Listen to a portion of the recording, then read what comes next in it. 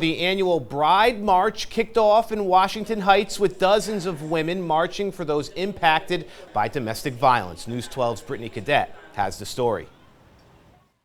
So we're taking it to the streets loudly and boldly and saying this is actually a societal issue. This isn't about your relationship. This is so many of us. Sea of white dresses walking from Washington Heights to East Harlem for the 22nd year in a row in honor of the lives lost to domestic violence, echoing that the signs of abuse aren't always visible to the public. This insidious form of domestic violence can also be something that is not a physical abuse. 23 years ago, Gladys Ricart was brutally murdered in front of her family the day of her wedding by an ex-boyfriend.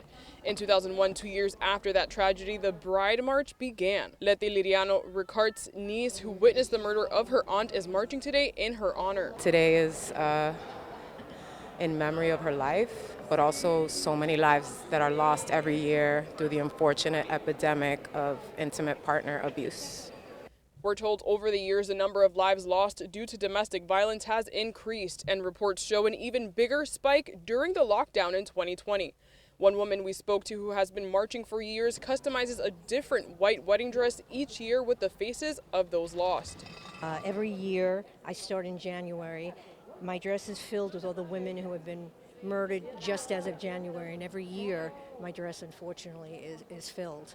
Although the white dresses have become a symbol to remember Gladys, men are also encouraged to participate by wearing all black to represent mourning of the women who have lost their lives to domestic violence. Now the movement that began right here in our city has turned into an annual event across the country. In Washington Heights, I'm Brittany Cadet, News 12.